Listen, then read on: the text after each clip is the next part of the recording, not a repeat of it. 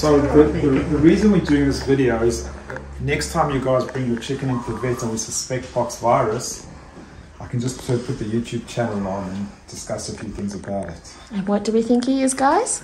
Lazy? I think that's handy.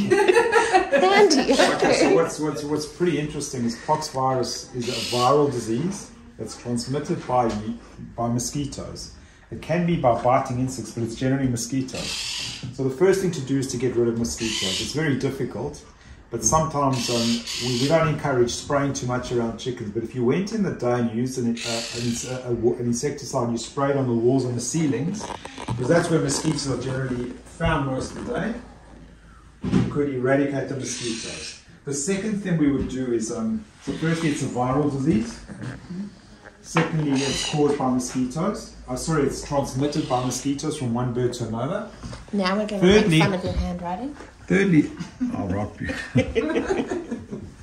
Thirdly, it's self-limiting, which means that the body will mount an immune response and recover. So the treatment for something like this is purely supportive.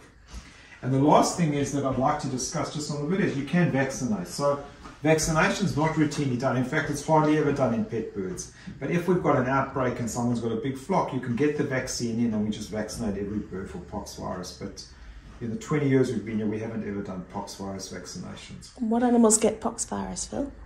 Just chickens? Well, no, we can get in our wild birds as well. But it's the syndrome to discuss today is pox virus in chickens, and I'll show you a few more things. So the treatment is symptomatic. So what we can do, we've got these big infected areas.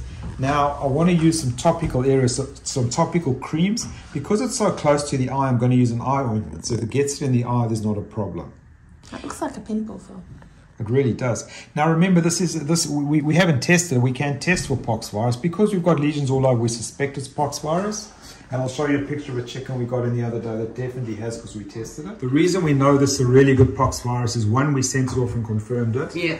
And two, Melbourne Uni gave us a call and said, listen, can we put this in the student notes? It's such a great example. Yeah, so it doesn't mean that although the lesions are slightly different, because we've got multiple little scaly lesions, we think it's pox virus. But obviously this can be other things.